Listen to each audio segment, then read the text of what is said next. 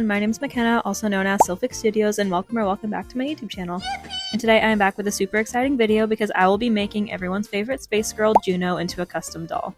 Now if you're familiar with my content, you would know that I made a doll of Fearless Juno last year around November, and that was like one of my favorite dolls I've ever made. And that doll is actually owned by Aspen, which I still cannot believe. Like, what do you mean, like, my Juno doll is sitting on her shelf behind her? Like, hello? I won't be making another Fearless Juno doll yet though, this is just going to be of her default skin, so I am super excited to finally show this to you guys because I've been working on this doll since November of last year. So she's been in the works for like 6-ish months now, which is crazy, but I am so happy that she's done. I'm so proud of her. So yeah, let's go ahead and get into the customization, starting with prepping. So for my base dolls today, I'll be using G3 Draculaura for her head and then a G3 Cupid for her body. Out of all of the face sculpts, I feel like Draculaura just fits her the best. I think that she looks pretty accurate to what Juno looks like. And the last time I made Juno, I used a Twyla body, but this time I chose to use Cupid because I wanted her to have her jetpack, and I felt that the little holes on her back, like that little mechanism to keep her wings in place, would work perfectly for that jetpack. Spoiler alert, that wasn't super successful, but Cupid matched her perfectly, so that's what I went with. But anyway, right now I'm just chopping off all of her hair with my teeny tiny scissors starting at the root, and I'm just trying to get it as short as possible so that it's easier to get out with my pliers. So once all her hair was chopped off, I boiled some water and just let her sit in it for a minute or two. This helps soften her vinyl head so it's easier to pull off, so I went ahead and pulled her head off, and now it's time to remove all of her old hair plugs. You can use a screwdriver for this, but I like to use my long needle nose pliers just because I can use the same thing to pull out the pieces later. So once that was all removed, I put her head to the side, and now I'm starting to prep her body for her repaint. And I'm just using 400 grit sanding blocks to sand down her entire body and her arms and her hands and all of that stuff, all her limbs.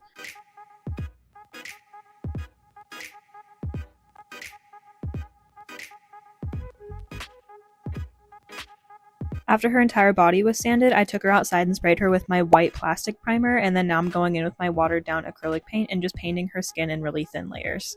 If you're repainting a doll's skin tone, I highly recommend watering down your paint a little bit just to make it a lot thinner so that there's no visible streaks. This takes a lot of layering, so you have to be patient with it, but you'll get the best results if you water down your paint, trust me.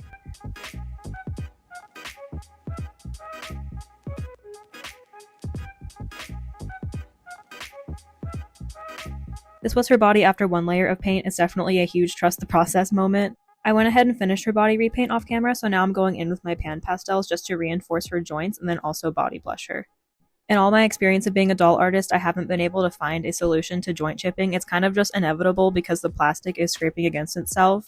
But I found that like reinforcing the joints with pan pastels and just getting the areas that I couldn't paint with pan pastels so that, you know, it's a lot thinner of a layer than paint, and the possibility of it getting chipped off is way smaller, if that makes any sense. You could probably hear the gears turning in my head trying to explain that. But yeah, I went in with around like I think 3 or 4 layers of pan pastels, and then I body blushed her on top of that. Once I finished her body, I put it to the side, and now it's time to move on to her actual head, so I'm going in with 100% acetone and just removing all of her factory paint. Oh, and I did want to mention that after I did this, I did go ahead and chop off her ears. I don't have any footage of it, but I did chop off her ears just to make room for her like headset to lay later, if that makes sense. And then I sanded that area down, so in a minute you'll just see a jump to her with no ears, which will be kind of scary, but yeah, I did chop off her ears.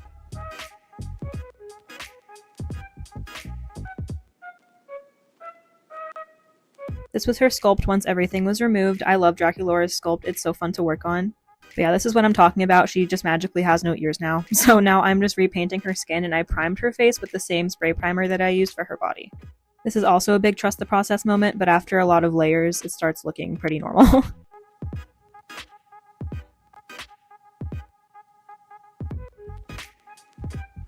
And because of my spray sealant, I did go back in and repaint her scalp. I have no idea why I painted it first to begin with.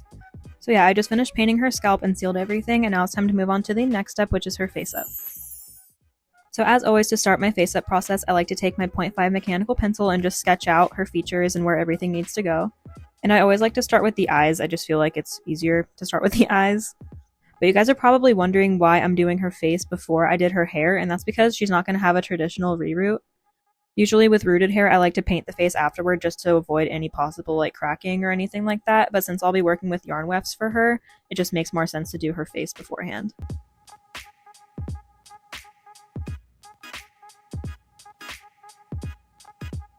This was her finished face up sketch, and I absolutely love how it was turning out at this point. I think she looks so cutie. So I went outside and sealed that with a layer of Mr. Super Clear, and now we're onto layer number 2 of her face up. And this is the layer where I start adding like pastels and shadows and everything, and then I start building up color with my colored pencils. And I always like to work lightest to darkest with my colors just to avoid any possible like muddying later on, so I always like to take my white colored pencil first and start adding highlights where I think they need to go. So under her eyebrows, eyelids, above her top lip, her nose, just like anywhere that light would hit.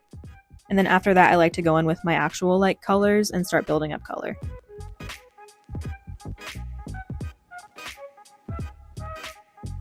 Outlining the eyes is usually like the second to last or like the last thing that I like to do just to avoid like me accidentally touching it and smearing it somewhere and just like messing everything up. So I always like to do my darkest colors like last.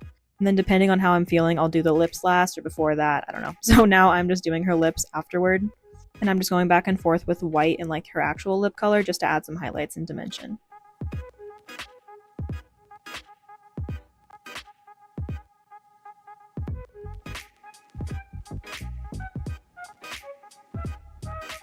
This was her face after layer number 2. I think that she's definitely starting to come to life now. So I took her outside, sprayed her with more Mr. Super Clear, and now we're onto layer number 3, which is whenever I start to really like deepen up the colors and go over everything again. And I also like to do a lot of highlighting on this layer as well.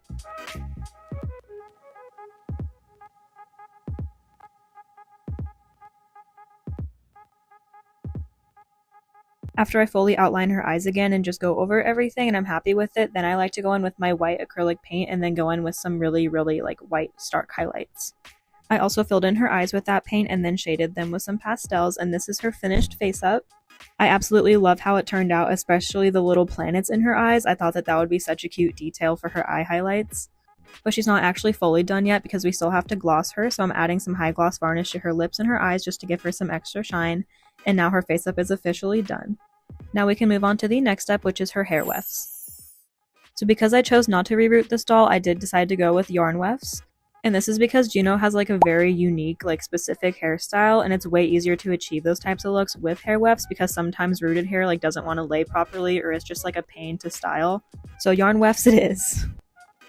So to start making her hair, I cut a ton of even pieces of yarn, and I also cut pink pieces of yarn. I just didn't include any of that because it's the same exact process. And then I'm taking 4 pieces of that yarn and just tying it in a knot around a crochet hook. You can use anything that you can like tie knots around. This is just the easiest thing for me, and I have rubber bands at the ends of it to stop the hair from going everywhere. But yeah, I'm just tying a ton of knots around this until the entire thing is filled, and I actually did this twice just to make sure I had enough hair. So now I'm just taking my wire pet brush and just brushing everything out starting from the bottom.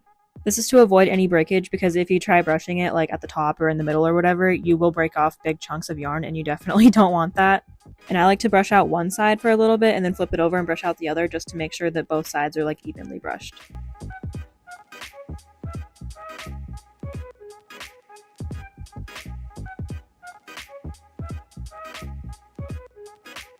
This is what the yarn looked like after it was all brushed out. It's pretty fluffy and soft. And now to straighten that, I'm just taking my little tiny hair straightener and just straightening everything out. And I like to straighten it and then go back in with my brush and brush it through just to make it like as soft and smooth as possible.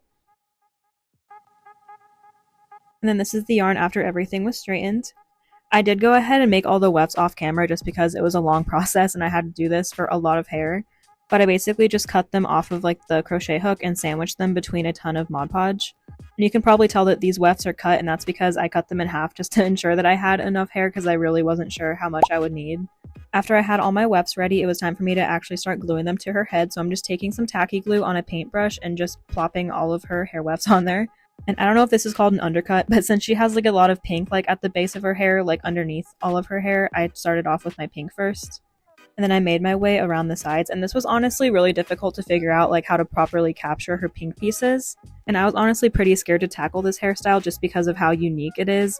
So working on this hair taught me a lot of different techniques, and I can't wait to incorporate those in my future dolls. But yeah, this is just me like very meticulously gluing down her tiny pink pieces to mimic her hair.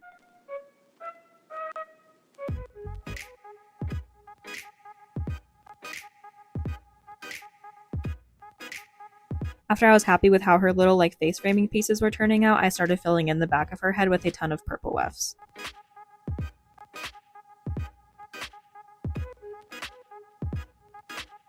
This is her like halfway done. I thought that this looked really funny. She looks like a balding old man. But yeah, now I'm just going in with even more tiny pink pieces to mimic her like little swoopy side pieces that she has. And then after I was happy with those, I just cut those to length. Now we're moving on to her bangs, so I just took one of my longer wefts and just put it across like her entire forehead basically. And I honestly don't know where my footage went of me doing the rest of her hair, like I could not find it, so I'm so sorry for the really big skip. But now I'm just styling her little like moon piece on her bangs. And to do this, I kind of just sandwiched my metal like comb, like the end of my comb, into my flattening iron to heat it up a little bit, and now I'm just going over it just to like set it in place with heat. Getting this little piece to stay was honestly probably the biggest hassle of her hair. Like I just could not get this little thing to stay, but eventually I figured it out. I set her hair with some hairspray, and this is her finished hairstyle. I am so in love with how it turned out. I think it's so cute. But now let's move on to the next step, which is her accessories. So starting off, the game plan was to 3D print every single one of her accessories because I found a file on Kohl's 3D that had pretty much everything that I needed. But after I printed them out, her arm bracers were just way too like thin and they cracked and crumpled in my hand, so I had to sculpt them myself. So to do this, I'm just taking some epoxy sculpt and just basically sculpting her entire arm bracer. And if I knew that I would have had to sculpt these, I definitely would have sculpted them before I repainted her arms, but we just had to go with the flow. I did end up ruining the paint in some areas and getting some clay on her arms, so I just fixed that up later. But yeah, this is just me sculpting her arm bracers to the best of my ability.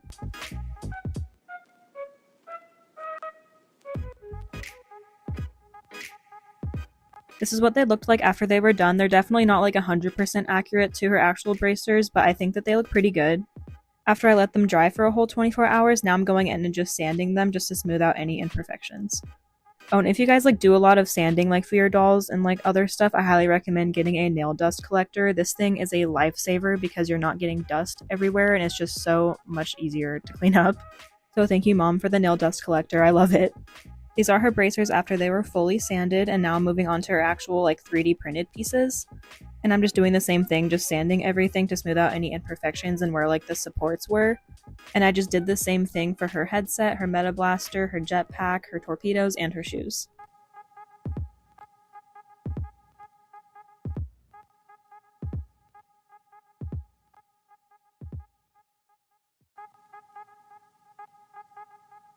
Once everything was sanded and primed with Mr. Super Clear, now I'm going in with my paints and actually painting everything.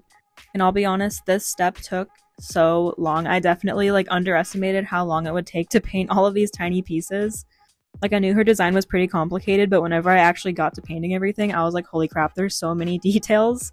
So painting everything definitely took me a huge chunk of time, but I absolutely loved doing it. Like I love painting miniatures like this and I can't wait to get better. And this is her headset all finished. I am so proud of how this thing turned out. I think it looks so accurate to her in-game headset. And also for all of these little pieces that I'm painting, I'm sealing them all at the end with watered down glossy Mod Podge or matte Mod Podge or whichever finish I needed. So yeah, I painted her headset and then I moved on to her actual arm bracers. And these I had to manually paint white because they weren't printed in white, so I had to paint them white with a lot of layers and then go in with the details later. And now moving on to her shoes, and if you guys can tell, they don't really have like a lot of like sculpted details where like a lot of her shoe details are, so I had to freehand a lot of it. So I would say that her shoes were like the most difficult part for me, like of this entire doll, to be honest. Painting one shoe was already difficult, but having to replicate it on like an entirely other shoe, it definitely took a lot of time, but it was a lot of fun and I love how they turned out. Again, I just completely underestimated how long this would actually end up taking me because they have a boatload of details.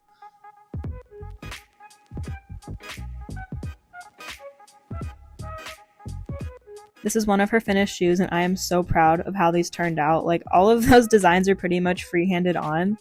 So I'm really happy with how these turned out, and now we're going to be moving on to her jetpack. And I don't know if you guys can tell, but initially my plan for this was to insert her jetpack into her back, kind of like how Cupid's wings are, so I wanted to use those holes. So I basically just cut the little things off of Cupid's wings and glued them onto this, but that actually didn't end up working. Like they just kept falling off, so I ended up having to glue this jetpack onto her back. So if you're wondering like what I'm holding like on the back and what those things are, that was what that was for. Unfortunately, that didn't go as planned, which is okay. Yeah, this is her jetpack all done. I'm also pretty proud of this as well.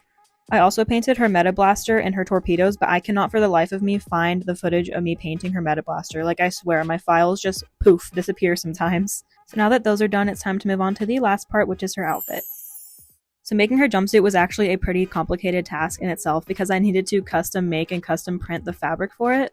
So looking at her in-game model, I digitally designed her entire jumpsuit pattern from front to back to her arm sleeves. And I'll be honest, I'm pretty proud of how it turned out. I've never done anything like this before, and I cannot believe like how it looks. Like I think it turned out pretty dang good. So I went ahead and just sublimated that onto my fabric, and now I'm just cutting it out. If you guys would like a more in-depth like explanation on how I did this, please let me know. I will be happy to share. But now I'm just taking some fabric tack glue and hemming the top because that's the only like part that needed to be hemmed. After that, I sewed her shoulders together and then her arms together, and this is what everything was looking like.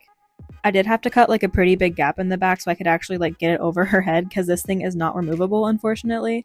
But that's okay, some doll outfits just cannot be removable, and that's perfectly fine. But now I'm just pinning everything together and then I'm sewing everything together. The amount of pins that I had in this thing like looked absolutely crazy. Like, this was insane.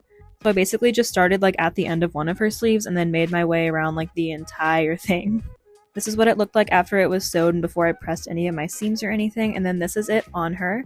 And guys, I am so proud of how this thing looks and fits her. Like, for my first time doing something like this, I am so proud of it. But of course she can't have her jumpsuit without her gloves, so now I'm just painting her hands to resemble her gloves. And I actually did this like a few months prior to making her actual jumpsuit. You can see that I have my nails painted. So I just had her hands like sitting around armless for a couple months. And again, I just used her concept art and her in-game model to help with her glove design. This is what they looked like all painted. Again, I am so proud of these. It was pretty challenging to get them symmetrical on both sides, but I think they turned out pretty dang good. And now for the final part, I am finally making her iconic orange jacket. So I went ahead and patterned that out, and now I'm just cutting out my fabric. After I cut everything out, I attached them at the shoulders, and then here I am pinning these sleeves to the main piece. And then I'm just sewing her sleeves on. After her sleeves were attached, I pinned everything together to give it a final sew. This is it on her before I did any detailing, and unfortunately I don't have any footage of the detailing because everything was done out of frame. This is literally the best that I have, unfortunately. And as a final step, I went ahead and glued her jumpsuit and her jacket to her arms just so they look like it's going underneath her bracers. So with that said, she's finally done and ready for her reveal.